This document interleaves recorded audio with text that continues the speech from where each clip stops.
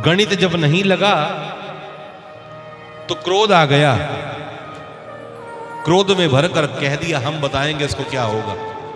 इसको मूसल पैदा होगा जो यदुवंश के विनाश का कारण बनेगा। संकेत दिया जा रहा है किसी भी ब्राह्मण से, किसी भी संत से कभी भी मजाक नहीं करनी चाहिए। आपको अगर कुछ पूछना हो तो जिज्ञासा से पूछो। लोग क्या करते हैं, ट्रेन में सफर करते हैं, अच्छा पंडित जी हो, महाराज हाथ देखकर बताओ मेरा जीवन में क्या चल रहा है। मजाक करते हैं कभी कभी। मजाक मत करो। आपको वाकई पूछना है तो बड़े आदर से पूछो, सम्मान से पूछो। हम भी थोड़ा बहुत ज्योतिष जानते हैं, हमारे पिताजी भी ज्योतिष जानते हैं, थोड़ी कुंडली वगैरह का भगवान भागवत की कृपा से ज्ञान है। आपको भी किसी को कोई समस्या हो या किसी प्रकार की कोई कुंडली दिखानी हो, बच्चों से संबंधित कुछ भी हो, तो वो हमारे पिताजी से संपर्क कर सकते हैं। ग्रुप तो हमने बना ही दिया है आस्था धाम का, उसमें आप जुड़े हैं। हमारी सारी कथाओं की अपडेट आपको मिलती रहेंगी।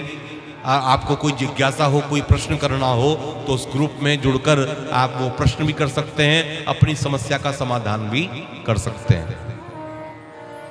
तो बताया, ऋषियों ने श्राप दे दिया और समय आने पर एक मूसल पैदा हुआ। उग्रसेन महाराज को बताया कि ये हमसे गलती हो गई। उग्रसेन महाराज ने कहा इसके चूरे करो और समुद्र में बहा दो। समुद्र में बहा दिया, कुछ चूरा बाहर गिर गया, एक टुकड़ा लोहे का मछली ने निगल लिया और बाकी टुकड़ा बह गया। मछली को व्याध ने पकड़ा, व्याध ने मछली का पेट चीरा और लोहे का टुकड़ा निकाला तो बाण पर लगा लिया।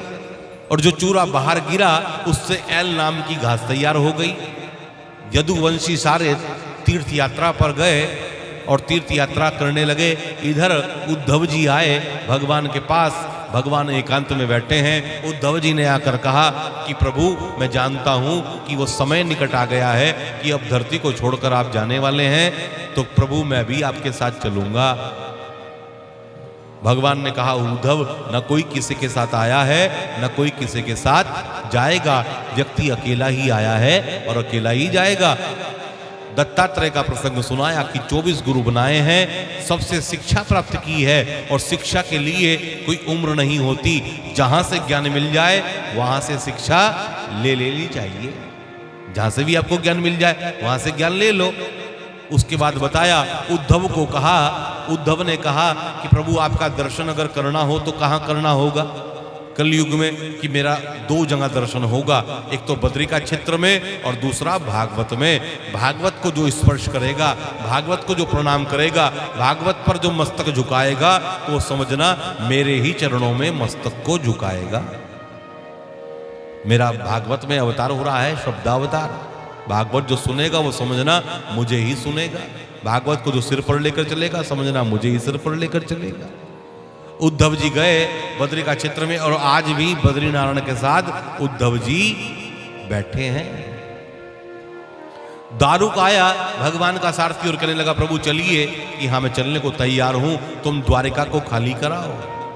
तभी यदुवंशी जो तीर्थ यात्रा पर गए थे वो लौट कर आए। आकर सबने मदिरा पान कर लिया और समुद्र के तट पर एक दूसरे को मारने लगे और मारते मारते एल नाम की घास को उखाड़ा जो उस चूरे से पैदा हुई थी और एक दूसरे को सबने मार दिया, समाप्त कर दिया। 56 करोड़ यदुवंशी समाप्त हो गए। कुछ बूढ़े रह गए जिनको मथुरा में स्थापित कर दिया गया। द्वारिका को बिल्कुल खाली कर दिया गया। भगवान एकांत में बैठे हैं। भगवान का चतुर्भुज रूप है। भगवान का एक पांव दूसरे पांव पर है। भगवान भी यदुवंशी हैं। वो व्याध आया जिसने वो लोहे का टुकड़ा बाण में लगाया था। भगवान का लाल लाल तलवा चमक रहा था। उसने जो तीर मारा भगवान के पांव में लगा, क्योंकि भगवान को आने का भी कारण था, भगवान को जाने का भी कारण है। पास गया तो देखा भगवान के चरण में तीर लग गया। क्षमा मांगने लगा कि मुझसे गलती हो गई, मैंने आपको छिपकर तीर मार दिया। भगवान ने कहा नहीं, आज तो बदला पूरा हो गया। तू रामावतार का बाली था, एक दिन छिपकर मैंने तीर मारा था, आज छिपकर तूने तीर मार दिया, आज बदला पूरा हो गया। अब तू जा, तुझे मोक्ष प्राप्त होगा। व्याध चला गया और भगवान चतुर्भुज रूप में बैठे हैं। ये अंतिम झांकी है। दर्शन करो सब, प्रार्थना करो परमात्मा से कि हे परमात्मा बस ऐसी कृपा बनाकर रखना। परीक्षित ने हाथ जोड़े और कहा, कृष्णाय वासुदेवाय हरये परमात्मने प्रणत क्लेशनाशाय गोविंदाय नमो नमः। कृष्णाय वासुदेवाय हरये परमात्मने प्रणत क्लेशनाशाय गोविंदाय नमो नमः। और भगवान देखते देखते अंतर ध्यान हो गए, भगवान स्वधाम गमन चले गए। बोल कृष्ण कन्हैया लाल की जय हो। नैमिषारण्य में सूत जी ऋषियों को कथा सुना रहे हैं। उसके बाद बताया कलयुग का वर्णन। कलयुग आएगा, द्वापर त्रेता सतयुग ये बार बार आते रहते हैं। अब कलयुग आएगा, कलयुग में गोत्र परवर शाखा सब समाप्त हो जाएंगी। कलयुग में केवल एक ही चीज रहेगी, भगवान का नाम।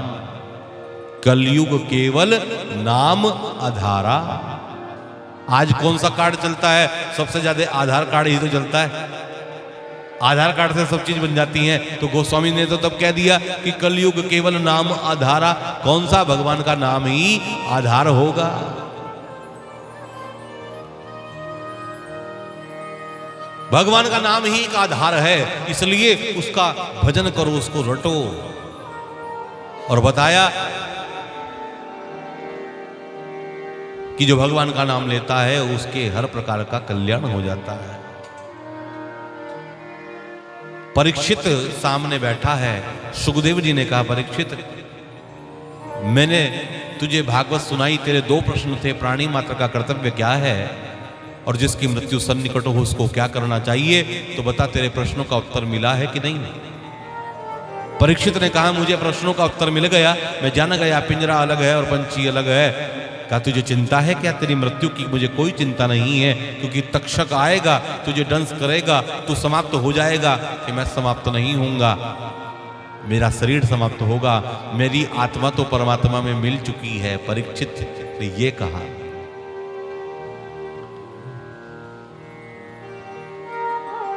सुखदेव जी खड़े हुए, परीक्षित के शीश पर हाथ रखा और आशीर्वाद दिया और निकल गए। बोलिए सुखदेव भगवान की जय हो। सूत जी कहते हैं नैमिषारण्य में ऋषियों को, इसके बाद तक्षक आया, ऋषियों के पुष्प में बैठ गया। सब ऋषि खड़े हुए और तक्षक ने परीक्षित के शरीर को दंश किया। धू धू कर कर शरीर जलने लगा। परम मोक्ष पहले ही हो गया था, केवल शरीर ही समाप्त हुआ, वरना आत्मा तो परमात्मा में मिल गई थी। परीक्षित का परम मोक्ष हुआ। बोलिए परीक्षित जी महाराज की जय। आज इस कथा का यहां विश्राम। सूत जी ने कथा को पूरा किया। सचदेवा परिवार दिल्ली वाले मुख्य यजमान के रूप में जिन्होंने भूमिका निभाई, बड़ा ही सुंदर ये आयोजन रहा। सबने इस कथा को सुना और जो माध्यम बना, माध्यम बनने वाला बहुत बड़ा होता है। किसी ना किसी के माध्यम से कथा तो होती ही है। तो हमारे भाई साहब माध्यम बने। राजकुमार जी एक बार करतल ध्वनि इनके लिए, क्योंकि अच्छे काम के लिए कोई मार्गदर्शन कर दे तो उसका तो कल्याण होता ही है। बुरा तो करने के लिए सब तैयार हैं, लेकिन अच्छा करने के लिए जो बताए मार्गदर्शन बड़ा होता है। और सचदेवा परिवार बड़ा ही भाग्यशाली है, जिसने 7 दिनों तक इस हरिद्वार में गंगा के तट पर आस्था धाम में बैठकर ये कथा सुनी। मैं व्यास गद्दी से और सभी ब्राह्मणों की ओर से इस सचदेवा परिवार को खूब आशीर्वाद देना चाहता हूँ, खूब साधुवाद कि ये सब स्वस्थ रहें, मस्त रहें और ऐसे ही कार्य इनके परिवार में होते रहें। बड़ी श्रद्धा और बड़े भाव से आपने कथा को सुना। बाबूजी ने तो रोज, मुझे तो लगता था कि हम कथा कर रहे हैं, लेकिन बाबूजी की मैं उमंग देखता हूं तो मुझे तरंग आ जाती है।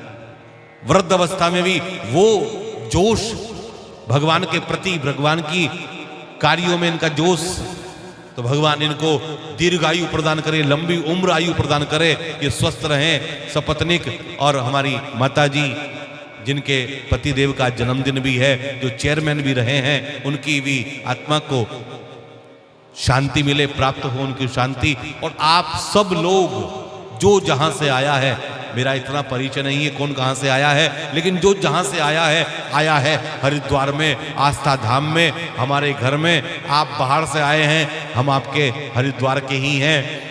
बहुत देर तक आंखों को बंद रखो तो बहुत देर तक रात होगी।